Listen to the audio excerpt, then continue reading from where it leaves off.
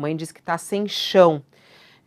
Bom, pouco mais de uma semana após o relato sobre uma agressão sofrida pela filha de 11 anos em uma escola em entroncamento em Portugal, que viralizou nas redes sociais, a brasileira Antônia Mello ainda tenta realocar a menina, que deixou de ir ao colégio por causa da violência, para outra instituição de ensino da cidade. Ela ainda não conseguiu.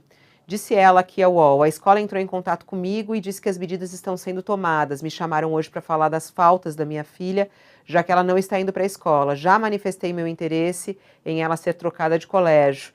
E aí ela está contando aqui o caso, né? A garota passa por um acompanhamento psicológico e a mãe, que tinha escolhido morar em Portugal justamente para fugir da violência no Brasil, ela é carioca, morava na Baixada Fluminense, ela ainda estuda como vai acionar a justiça para resolver esse caso, já que ela não tem dinheiro, que é um processo judicial que demandaria muitos custos, né? Ela falou assim: ainda estou sem chão, sem meios, sem saber o que fazer juridicamente, aqui a justiça acaba sendo cara, tem os custos a serem pagos, eu saí do Brasil para ser só mais uma assalariada, hoje eu recebo, pago minhas despesas e vivo bem, mas se eu continuar com as despesas altas é mais complicado de ficar administrando, disse a Antônia. Queria entender, Jamil, como é que fica essa questão, né? Os brasileiros vêm sofrendo no exterior, isso sempre aconteceu. Como é que você analisa esse caso?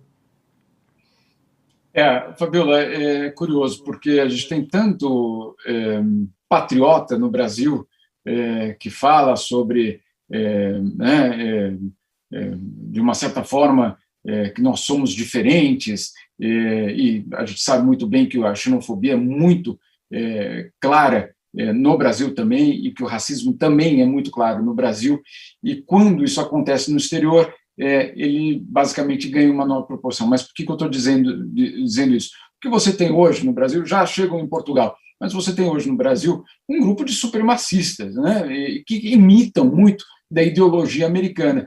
E esses mesmos supremacistas que acham que são diferenciados e que, né, são de fato, entre aspas, europeus, ou pelo menos brancos, etc., quando eles chegam no exterior, a gente descobre que, né, não é exatamente assim, não somos tratados exatamente como um deles. Né? E não estou falando desse caso específico dessa menina, não, já chego nesse caso.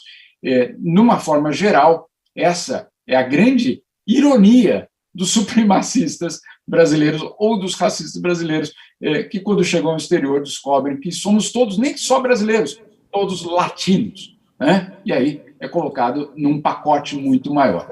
Por que eu estou dizendo isso? Porque quando a gente vê movimentos de extrema-direita, inclusive em Portugal, olha que surpresa, a extrema-direita também tem membros, ou tinha membros brasileiros. Até que esses brasileiros da extrema-direita em Portugal descobriram que eles são alvos de discriminação por parte do mesmo grupo de extrema-direita do qual eles fazem parte. Olha o tamanho da ironia, olha o tamanho.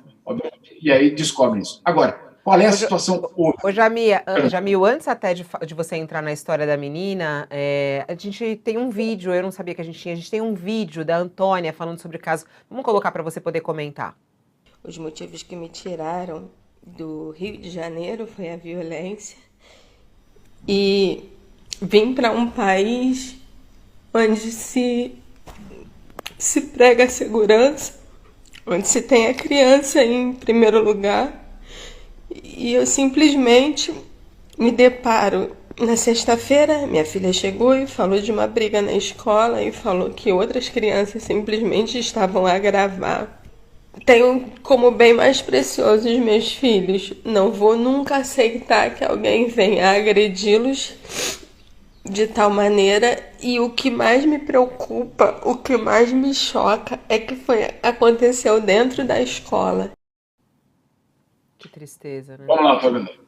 Vamos lá, porque isso é de fato essa realidade. Primeiro, uma criança não nasce racista nem xenófoba, né? Ela sequer sabe exatamente o que significa nacionalidade ou identidade nacional. Então, vamos tratar disso como deve ser tratado. Se crianças atacam uma outra criança e usam a questão da xenofobia ou do racismo, é porque elas estão repetindo um padrão que elas aprenderam em algum outro local, ou em casa, ou na sociedade, ou na própria escola. Então, isso é o primeiro ponto que eu acho que a gente precisa entender para lidar com essa situação. Senão, não existe um debate sobre a criança racista. Não, ela repete o que ela ouve, o que ela transmite justamente da sociedade na qual ela participa. Qual é o problema hoje que acontece, sim, em Portugal? É uma reviravolta, de uma certa forma, mas uma retomada de grupos saudosistas do passado, inclusive colonial de Portugal. Pessoas que, sim, votam na extrema-direita portuguesa. Pessoas, vale lembrar, a extrema-direita portuguesa, agora na eleição, não foi derrotada completamente, não há uma grande, vamos dizer assim, puxar para debaixo do tapete, e eles estão muito presentes, inclusive, ganharam, inclusive, assentos, e você tem um enorme debate hoje em Portugal, justamente sobre a xenofobia e justamente sobre o racismo.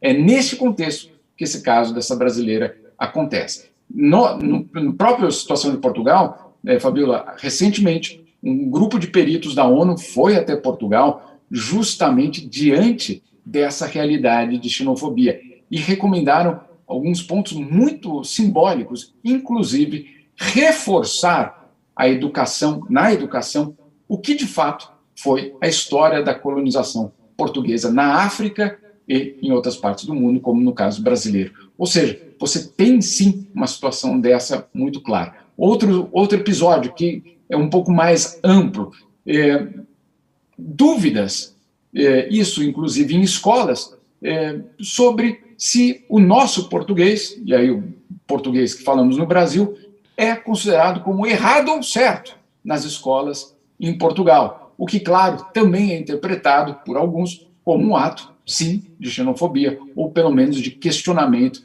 daquela outra forma de falar o português. Eu não estou dizendo que Portugal é um país racista, nem xenófobo, nem perto disso, mas que esses grupos sim existem, que esse sim é um debate que hoje existe em Portugal. No caso dessa menina brasileira, lamentável, absolutamente lamentável, a situação, ela faz parte desse debate mais amplo hoje, que sim domina, de uma certa forma, esse cenário entre portugueses e estrangeiros. Lembrando que, e eu volto naquele ponto principal que eu disse, brasileiros de extrema-direita que passaram a fazer parte do movimento de extrema-direita em Portugal, descobriram que nesse movimento eles também são alvos de xenofobia. Muito triste, ainda mais quando a gente vê uma criança de 11 anos passar por isso, né? É muito duro mesmo.